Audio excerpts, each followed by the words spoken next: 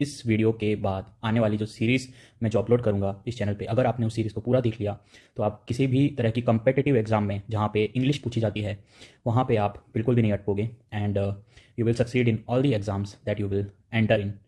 जहाँ पे English portion होगा उसको आप अच्छे से कर पाओगे। सबसे इंपॉर्टेंट बुक जो है इंग्लिश लर्निंग की, वो मेरे हिसाब से ही नहीं, बहुत सारे लोगों के हिसाब से सबसे पॉपुलर बुक है, वो है रेनन मार्टिन। और रेनन मार्टिन को बहुत सारी एग्जाम्स के लिए रिकमेंड किया जाता है, तो हम उसी को यूज़ करके हम इंग्लिश को अच्छे से सीखेंगे। और यहाँ पे मैंने इस बुक को अपने हिसाब से रिवाइज़ किया है, एकदम ईजी टू अंडरस्टैंड लैंग्वेज में। और यहाँ तक कि मैंने जो चैप्टर्स के नेम्स हैं, जो कि टाइटल्स हैं, वो थोड़े से अटपटे हैं। वहाँ पे जहाँ पे कहीं पे पार्ट्स जो है वो किस तरीके से डिवाइड किए गए हैं वो समझ में नहीं आता है, तो मैंने उनको अपने हिसाब से ईजी तरीके से डिवाइड किया है। चैप्टर्स सारे के सारे वो के वो हैं एंड टॉपिक एक भी नहीं छूटेगा रेनन मार्टिन का। तो हम सबसे पहले इस वाली सीरीज़ में हम ग्रामर के बारे में बात करेंगे। तो let's get straight into the video.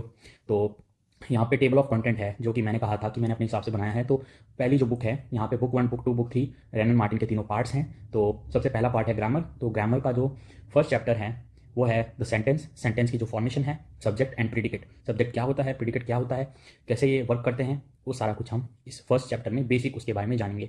Second chapter होगा the phrase and the clause. Phrase क्या होता है, क्लॉज क्या होता है, दोनों के बीच में डिफरेंस, वो आप अच्छे से इस वाले चैप्टर को देख के समझ जाएंगे। और बेसिक्स में आगे बढ़ते हुए हम बात करेंगे पार्ट्स ऑफ स्पीच के बारे में। पार्ट्स ऑफ स्पीच में नेम्स एंड डेफिनेशंस, जितने भी पार्ट्स ऑफ स्पीच हैं, noun, pronoun, adjective, adverb, etcetera etcetera, उन सारों के हम नाम और उनकी डेफिनेशंस की वो होते क्या हैं उनके बारे में हम सीखेंगे।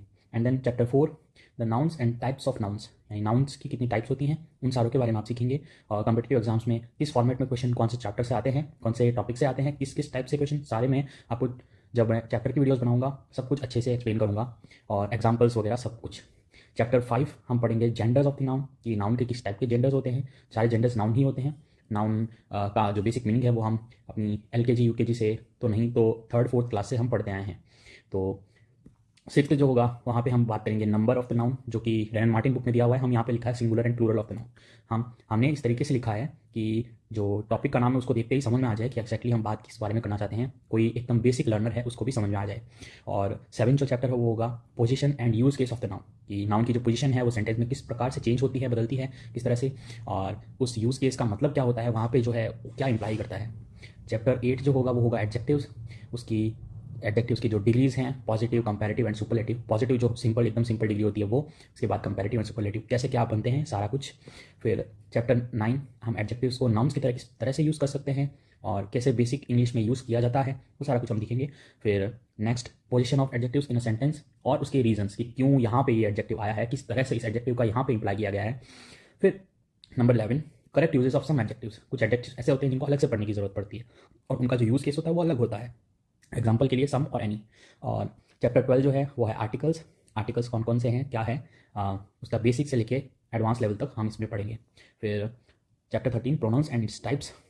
प्रोनाउंस के सारे टाइप्स और उनके डेफिनेशन, उनके यूज़ के सारा कुछ। फिर वर्ब्स के बारे में, वर्ब्स में जो ट्रांजिटिव एंड इनट्रांजिटिव वर्ब होती है वो किस चिड़िया का नाम है, वो सारा कुछ हम पढ़ेंगे। फिर उसके बाद chapter 15 active and passive voice, बहुत ही फेमस एक टॉपिक है, उसको हम बेसिक शुरू करके उसको भी एडवांस लेवल तक अच्छे से समझेंगे।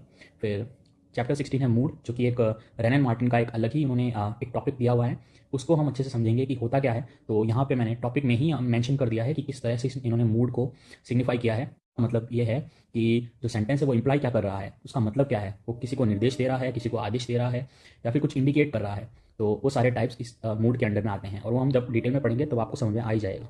फिर चैप्टर 17 टेंसेस, टेंसेस का इंट्रोडक्शन और उनका प्रीव्यू, कि कौन कौन से टेंसेस हैं, कैसे कैसे उनका बेसिक जो है हमने जब स्टार्टिंग में क्लास में पढ़ा था वो सारा कुछ इस वाले चैप्टर में होगा। उसके बाद एडवांस में हम धीरे धीरे पढ़ेंगे, प्रेजेंट को पूरी तरीके से पढ़ेंगे, फिर पास्ट को पढ़ेंगे और फिर फ्यूचर टेंस को पढ़ेंगे। फिर चैप्टर 21 में वर्ब जो है वो फिर से आ जाता है। वर्ब के first person, second person, third person किस तरह से काम करते हैं और उसका वर्ब का सिंगुलर प्लूरल कैसे होता है वो सारा कुछ हम पढ़ेंगे। फिर चैप्टर 22 यहाँ पे इन्फिनेटिव क्या होता है वो हम पढ़ेंगे, उसको इन डेप्थ पढ़ेंगे। फिर participle, same goes with participle और same goes with Jiran. Jiran क्या होता है, कैसे क्या यूज़ होता है। कई लोगों को बस एक मिथ होता है कि जीरन जो है बस ING लगा दिया और जीरन हो गया, ऐसा कुछ नहीं है। कोई भी नाउन के पीछे ING लगा देने से वो जीरन ही नहीं हो जाता।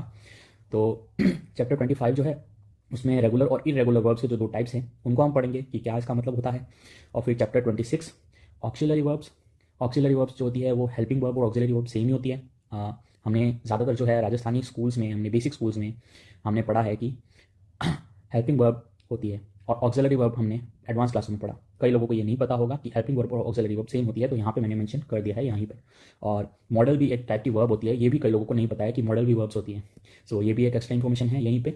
फिर chapter number 27, conjugation of the verb love. एक ही वर्ब के बारे में बात करके पूरा उसको अलग तरीके से कैसे उसको एक्सपांड कर सकते हैं वर्ब लव को, तो वो इस वाले चैप्टर में हम बात करेंगे। और कुछ वर्ब्स के कुछ अपवाद होते हैं, यानी कि कुछ एक्सक्लूसिव वर्ब्स होती हैं जिनको बहुत अलग अलग तरीके से इम्प्लाई किया जा सकता है, और उसमें वर्ब्स के जो बेसिक रूल्स होते हैं वो अप्लाई नहीं होते हैं। ये वाला पार्ट हम इसमें पढ़ेंगे। और चैप्टर 28, एडवर्ब। और एडवर्ब के कंपैरिजन, उसके फॉर्मेशन और पोजीशन ऑफ एडवर्ब्स, कि सेंटेंस में एडवर्ब्स जो है वो कैसे यूज़ की जाती हैं, उनका क्या यूज़ केस होता है। फिर चैप्टर 29 होगा प्रेपोजिशन, कि प्रेपोजिशन के बारे में सारा कुछ इन डिटेल। फिर कुछ वर्ड्स होते हैं जो हमेशा प्रेपोजिशन के पहले या बाद में आते ही हैं, और वो क्यों होते हैं, क्या होते हैं, वो सारे वर्ड्स के बारे में हम पढ़ेंगे इस वाले चैप्टर में। फिर कॉन्जंक्शन के बारे में पढ़ेंगे, और कई सारे लोगों को पता भी नहीं होगा कि कॉन्जंक्शन होता क्या है एग्जैक्टली। तो सारा कुछ इससे रिलेटेड, बेसिक से लेके एडवांस तक वंस अगेन, और इसके जो टाइप्स होते हैं वो सारा कुछ। फिर कुछ कंजंक्शन जो अपवाद हैं, जो अलग हैं, जो एक्सेप्शन हैं, और उनके कुछ यूजेस। फिर चैप्टर 33 होगा इंटरजेक्शन के बारे में भी सेम गोज विद इंटरजेक्शन। फिर लास्ट जो चैप्टर होगा वो होगा सेम वर्ड। कुछ वर्ड ऐसे होते हैं जो एक ही वर्ड है, लेकिन उसको अलग अलग तरीके से अलग अलग पार्ट्स ऑफ स्पीच में यूज़ किया जा सकता है। नाउन हो गया, प्रोनाउन हो गया, उनमें अलग अलग तरीके से यूज़ किया जा सकता है कुछ वर्ड्स को, उनके बारे में हम डिटेल में पढ़ेंगे। तो ये है बेसिक जो हमारा चैप्टर्स के बारे में हमने जाना यहाँ पे। और हम सबसे पहले ये जो लाइब्रेरी क्रिएट करने वाले हैं, लाइब्रेरी कह लो इसको या फिर प्लेलिस्ट कह लो यूट्यूब की, तो पहली प्लेलिस्ट होगी यहाँ पे ग्रामर के बारे में, जो कि straight out of this book है, रेन एंड मार्टिन। यहाँ पे मैंने कुछ अपने एडिशंस भी किए हैं, और जो कि सिंप्लीफाई करने के लिए इस वाले पूरे ग्रामर को अच्छे से। और यहाँ पे एक्सप्लेनेशंस के लिए मैंने कुछ अपने एग्जांपल्स ऐड करूँगा, और कुछ सेंटेंसेस अलग से ऐड करूँगा, कुछ रेन एंड मार्टिन की जो एक्सरसाइजेस दी हुई हैं उनमें से यूज़ करूँगा। सो आप ये वाली प्लेलिस्ट को आपको पूरी तरीके से फॉलो करना है if you want to learn English in very depth.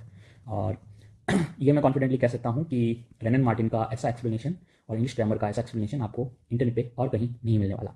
So stay tuned for that, and we will meet in our next video. That will be the first chapter of our course, that is the sentence. So let's meet in that video. Signing off.